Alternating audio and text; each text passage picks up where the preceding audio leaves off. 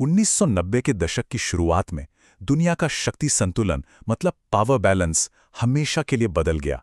Soviet संघ के टूटने के साथ ही दो सुपर पावर्स का दौर खत्म हो गया और इस खालीपन ने शक्ति के नए केंद्रों के उभरने का रास्ता साफ कर दिया।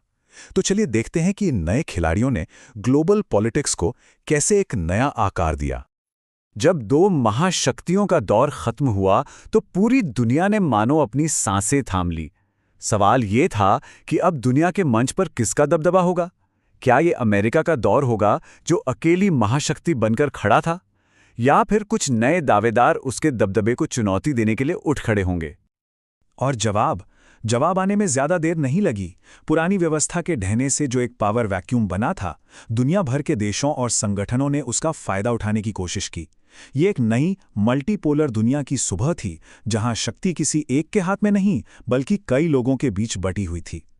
हमारी पहली केस स्टडी है यूरोपियन यूनियन, जो दूसरे विश्व युद्ध की राख से उठकर एक ग्लोबल पावर बना। ये एक कमाल की कहानी है कि कैसे सदियों पुराने दुश्मन शांति और तरक्की के लिए अपने मतभेदों को भुलाकर एक साथ आ गए। जरा सोचिए, 1945 में यूरोप पूरी तरह से बर्बाद हो चुका था। वहां के नेताओं के सामने एक बहुत बड़ा सवाल था, क्या इतिहास को दोहराया जाए और उन्हीं पुरानी दुश्मनी में लौटा जाए जिसने पूरे महाद्वीप को तबाह कर दिया था, या फिर कोई नया रास्ता चुना जाए? उन्होंने सहयोग का रास्ता चुना, एक ऐसा रास्ता जो एक यूनिफाइड यूरोप की तरफ ले जाने वाला था। देखिए, यूरोपियन यूनियन कोई एक रात में नहीं बन गया था। ये दशकों तक चली एक बहुत सोची समझी प्रक्रिया थी। इसकी शुरुआत 1951 में एक छोटे से आइडिया से हुई कि कोयला और स्टील जैसे ज़रूरी संसाधनों को आपस में साझा किया जाए। धीरे धीरे ये एक इकोनॉमिक कम्युनिटी में बदल गया और आखिरकार 1992 में maastricht संधि के साथ एक पॉलिटिकल यूनियन बन गया। यूरो को अपनाना इस एकीकरण की राह में एक बहुत बड़ा कदम था। और इसका नतीजा ये हुआ कि एक इकोनॉमिक सुपर पावर का जन्म हुआ। यूरोपियन यूनियन की जीडीपी दुनिया में सबसे बड़ी में से एक है, जिससे ग्लोबल ट्रेड और फाइनेंस में एक बहुत बड़ी ताकत बनाती है। इसकी अपनी करेंसी यूरो आज सीधे सीधे अमेरिकी डॉलर के दबदबे को चुनौती देती है। लेकिन यूरोपियन यूनियन का सफ़र चुनौतियों से खाली नहीं रहा है। ये कार्टून जिसमें ईयू को डूबते हुए टाइटैनिक जहाज की तरह दिखाया गया है, उसकी अंदरूनी कमजोरियों को साफ दिखाता है। सदस्य देशों के बीच गहरे राजनीतिक मतभेद और यूरोस्केप्टिसिज्म यानी यूरोपियन यूनियन पर संदेह की बढ़ती लहर ने इसकी एकता के लिए एक गंभीर खतरा पैदा कर दिया है। जैसा कि ब्रिटेन के यूनियन से बाहर निकलने के चौंकाने वाले फैसले यानी ब्रेक्जिट से साफ हो गया था। तो कुल मिलाकर बात यह है कि यूरोपियन यूनियन एक मल्टी डायमेंशनल पावर है। इसकी आर्थिक, राजनयिक और सैन्य ताकत इसे ग्लोबल प्लेयर बनाती है। लेकिन जो चीज़ इसे सबसे अलग बनाती है वो है इसका सुप्रानैशनल कैरेक्टर, यानी ये एक ऐसा संगठन है जो अपने सदस्य देशों की राष्ट्रीय सीमाओं से भी ऊपर उठकर काम करता है और उनके घरेलू मामलों पर भी असर डालता है। अच्छा, अब यूरोप से निकलकर एशिया की तरफ चलते हैं और एक बिल्कुल अलग तरीके को देखते हैं, आसियान यानी दक्षिण पूर्वी एशियाई राष्ट्रों का संघ। यूरोपियन यूनियन के ठीक उलट, जिसने एकीकरण पर जोर दिया, आसियान ने सहयोग का एक अनोखा रास्ता अपनाया। इन दोनों के बीच का फर्क बिल्कुल साफ है। यूरोपियन यूनियन एक सुप्रानैशनल मॉडल है, जिसका मतलब है कि ब्रसेल्स में बैठी केंद्रीय संस्थाएं सदस्य देशों पर अधिकार रखती हैं। वहीं दूसरी तरफ आसियान में हर देश की अपनी संप्रभुता यानी सॉवरेनिटी सबसे ऊपर है। यहाँ फैसले ऊपर से थोपे नहीं जाते, बल्कि अनौपचारिक बातचीत और आम सहमति से लिए जाते हैं। इसी अनोखे तरीके को आसियान वे के नाम से जाना जाता है। यह टकराव के बजाय सहयोग पर जोर देता है और हर सदस्य देश की आज़ादी का सम्मान करता है। यह एक शांत लेकिन काफी असरदार डिप्लोमेसी है, जिसने इस क्षेत्र में दशकों तक शांति बनाए रखने में मदद की है। 2003 में आसियान ने अपने इरादे और भी बड़े कर दिए और 3 स्तंभों पर आधारित एक समुदाय बनाया: सुरक्षा, अर्थव्यवस्था और सामाजिक सांस्कृतिक सहयोग।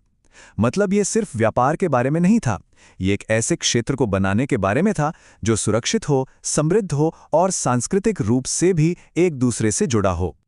और अब हम अपने तीसरे और शायद सबसे अहम उदाहरण पर आते हैं, चीन का जबरदस्त आर्थिक उदय, सिर्फ कुछ ही दशकों में चीन एक अलग थलग और गरीब देश से एक ऐसी ग्लोबल इकोनॉमिक सुपर पावर बन गया है जो आज दुनिया को एक नया आकार दे रही है। ये सब शुरू हुआ 1949 की क्रांति से। माओ के नेतृत्व में चीन ने सोवियत मॉडल को अपनाया, एक ऐसी अर्थव्यवस्था जो पूरी तरह से सरकार के कंट्रोल में थी और दुनिया से कटी हुई थी। उनका मानना था कि आत्मनिर्भरता ही एकमात्र रास्ता है और उन्होंने चीन को पूंजीवादी दुनिया से बिल्कुल अलग कर दिया। और फिर सब कुछ बदल गया। शंघाई की इन चमचमाती इमारतों को देखिए, ये चीन के अविश्वसनीय बदलाव का प्रतीक है। उस पुरानी अलग थलग समाजवादी अर्थव्यवस्था की जगह एक ऐसी डायनामिक मार्केट पर आधारित ताकत ने ले ली है जिसने पूरी दुनिया को हैरान कर दिया है। तो आखिर ये बदलाव हुआ कैसे? ये कोई अचानक से आया तूफानी बदलाव नहीं था, जैसा कि कुछ दूसरे देशों ने करने की कोशिश की थी, बल्कि चीन ने एक एक कदम बहुत सोच समझकर धीरे धीरे आगे बढ़ाया। इसकी शुरुआत 1970s के दशक में 4 आधुनिकीकरण के विचार से हुई और फिर 1978 में देंग शियाओपिंग की ओपन डोर पॉलिसी के साथ इसने रफ्तार पकड़ी, जिसने धीरे धीरे खेती और इंडस्ट्री को प्राइवेट हाथों में सौंपना शुरू कर दिया। ये बदलाव हैरान कर देने वाला था। एक बंद और दुनिया से कटी हुई अर्थव्यवस्था से चीन ग्लोबल इकोनॉमी का एक सेंट्रल पिलर बन गया। अंतर्राष्ट्रीय व्यापार आसमान छूने लगा और चीन दुनिया की सबसे तेजी से बढ़ने वाली बड़ी अर्थव्यवस्था बन गया। और इसके नतीजे बहुत दूर तक जाने वाले हैं। आज ज्यादातर अर्थशास्त्रियों का अनुमान है कि 2040 तक चीन अमेरिका को पीछे छोड़कर दुनिया की सबसे बड़ी अर्थव्यवस्था बन जाएगा। यह एक ऐसा ऐतिहासिक बदलाव है जो 21वीं सदी के लिए ग्लोबल पावर के समीकरण को फिर से लिखेगा। तो यूरोपियन यूनियन, आसियान और चीन, इन सब के उदय का मतलब क्या है? इसका सीधा सा मतलब यह है कि हम एक नई दुनिया में रह रहे हैं, एक मल्टीपोलर दुनिया। पावर अब किसी एक राजधानी में सिमटी हुई नहीं है, बल्कि दुनिया भर के कई सेंटर्स में फैल चुकी है। और ये कहानी सिर्फ यहीं खत्म नहीं होती। जापान अपनी टेक्नोलॉजी की ताकत के साथ आज भी एक इकोनॉमिक पावर हाउस बना हुआ है, और दक्षिण कोरिया अपने हान नदी पर चमत्कार के साथ एक ग्लोबल इनोवेशन हब बन गया है। ये देश भी इस नई मल्टीपोलर दुनिया के मजबूत स्तंभ हैं। और इसलिए हम इस आखिरी और सबसे अहम सवाल पर आकर रुकते हैं। इस नई मल्टीपोलर दुनिया में शांति और तरक्की का रास्ता क्या है? जहां शक्ति कई केंद्रों के बीच बटी हुई है, वहां सहयोग और प्रतिस्पर्धा के नए नियम क्या होंगे? ये हमारे समय की सबसे बड़ी चुनौती है और इसका जवाब आने वाली पीढ़ियों के लिए दुनिया को एक नया आकार देगा।